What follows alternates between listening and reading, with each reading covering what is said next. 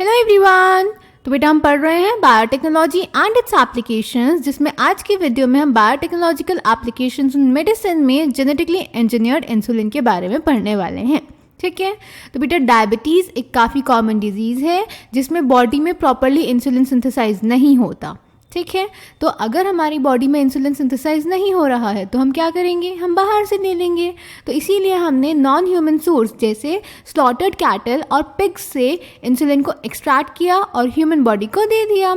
But अगर हम हमारी बॉडी में यानी ह्यूमन की बॉडी में किसी एनिमल से कोई प्रोटीन निकाल के डालेंगे तो हमारी बॉडी का जो इम्यून सिस्टम है वो उसको एज फॉरेन प्रोटीन कंसिडर करेगा और उसके अगेंस्ट रिस्पॉन्ड करेगा। तो इसकी वजह से काफ़ी पेशेंट्स में कुछ एलर्जिक रिएक्शंस या कुछ दूसरे टाइप के रिएक्शंस हो रहे थे। तो हमने कहा ये एक बहुत अच्छा मेथड नहीं है इंसुलिन डिफिशिएंसी के लिए या डायबिटिक पेशेंट्स के लिए, तो हमें इसका एक ऑल्टरनेटिव चाहिए था। तो हमने उसके लिए इंसुलिन का स्ट्रक्चर स्टडी किया। तो देखा गया कि इंसुलिन, हमने पढ़ा है क्लास 11th में कि इंसुलिन एक प्रोटीनेशियस हार्मोन है। इसमें हमने देखा कि दो शॉर्ट पॉलीपेप्टाइड चेन्स प्रेजेंट होती हैं, chain a and chain b, जो कि आपस में डाइसल्फाइड ब्रिज से, डाइसल्फाइड लिंकेज से जुड़ी होती हैं। हमारी बॉडी में इंसुलिन प्रो हार्मोन की फॉर्म में सिंथेसाइज होता है और उस प्रो हार्मोन में 3 पेप्टाइड चेन्स होती हैं, ए पेप्टाइड, बी पेप्टाइड और सी पेप्टाइड। तो जब इस प्रो हार्मोन से ये सी पेप्टाइड अलग हो जाती है और ए और बी डाइसल्फाइड लिंकेज से जुड़े रहते हैं तो इंसुलिन बनता है। ठीक है, तो प्रो इंसुलिन में ए, बी और सी 3 पेप्टाइड चेन्स प्रेजेंट है। इससे सी पेप्टाइड एकदम अलग हो गया तो बन गया इंसुलिन, जिसमें ए पेप्टाइड और बी पेप्टाइड, इसको मेंशन कर देते हैं कि ये है आपका ए पेप्टाइड और नीचे वाला है आपका बी पेप्टाइड जो कि डाइसल्फाइड लिंकेज से जुड़े हुए हैं, इसको हम बोलते हैं इंसुलिन।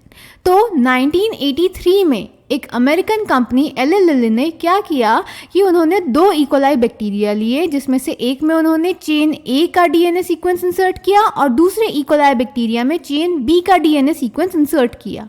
तो एक इकोलाई में चेन ए सिंथेसाइज हो गई और दूसरे इकोलाई में, एस्चेरिचिया कोलाई में, चेन बी सिंथेसाइज हो गई। इन दोनों को एक्सट्रैक्ट कर लिया गया और लैब में डाइसल्फाइड बॉन्ड से कंबाइन कर दिया गया और बन गया ह्यूमन इंसुलिन या फिर रिकॉम्बिनेंट डीएनए टेक्नोलॉजी की हेल्प से सिंथेसाइज्ड इंसुलिन। समझ गए?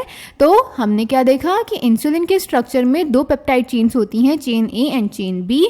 बॉडी में वो प्रो हार्मोन की फॉर्म में सिंथेसाइज होता है जिसमें ए, बी और सी 3 चेन होती हैं। तो जब ये सी पेप्टाइड अलग हो जाती है ए और बी से और ए और बी के बीच में डाइसल्फाइड बॉन्ड प्रेजेंट रहता है तो इंसुलिन बन जाता है प्रो इंसुलिन से। अब जो हमने स्लॉटेड कैटल और स्लॉटेड पिग से इंसुलिन एक्सट्रैक्ट किया था वो पेशेंट्स में एलर्जी और अदर रिएक्शंस कॉज कर रहा था। तो आरडीटी की हेल्प से 1983 में एली लिली ने सेपरेट ई कोलाइज में DNA sequence of chain A और चेन बी इंसर्ट करा के सेपरेट ई कोलाइज में चेन ए और चेन बी प्रोड्यूस करी, उनको एक्सट्रैक्ट करके लैब में डाइसल्फाइड बॉन्ड से जोड़ के ह्यूमन इंसुलिन बनाया आरडीटी की हेल्प से। याद रखेंगे कि चेन ए और चेन बी अलग अलग बैक्टीरिया में प्रोड्यूस की गई थी। क्लियर? एनसीईआरटी से पढ़ लेते हैं इसको। Management of adult onset diabetes is possible by taking insulin at regular time intervals. What would a diabetic patient do if enough human insulin was not available? कहीं और से ले लेगा। If you discuss this you would soon realise that one would have to isolate and use insulin from other animals.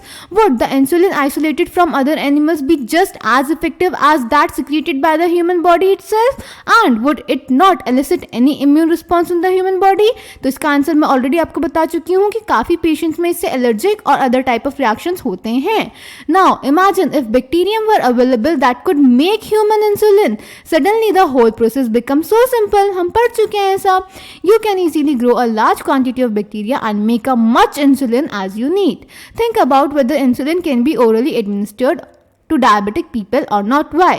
Similar question हमने 11th class में भी deal किए हैं बेटा। इंसुलिन एक प्रोटीनेशियस हार्मोन है जिसको अगर हम ओरली कंज्यूम करेंगे तो ये हमारे डाइजेस्टिव सिस्टम में जाके डाइजेस्ट हो जाएगा, जिसका कोई फायदा नहीं होगा। इसीलिए हम ये, क्योंकि हार्मोन है तो डायरेक्टली ब्लड स्ट्रीम में डालते हैं with the help of injection. Clear?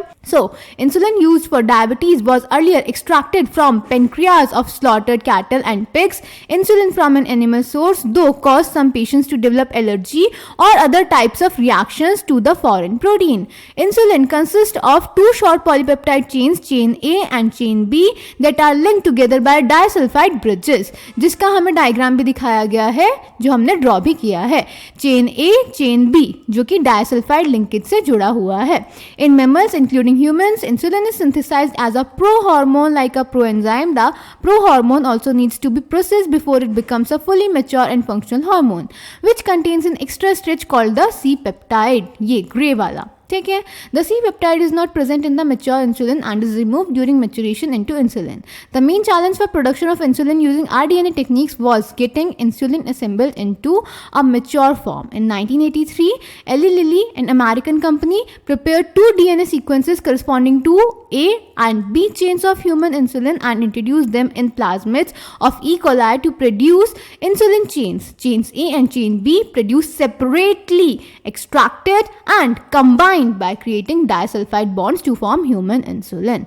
ठीक है, तो ये है बेटा genetically engineered insulin. I hope आपको समझ में आया होगा. ध्यान से पढ़ेंगे, प्रॉपर नोट्स बनाएंगे, रिवाइज करते रहेंगे और जो भी डाउट्स होंगे मुझसे कमेंट सेक्शन में पूछ लेंगे. Thank you.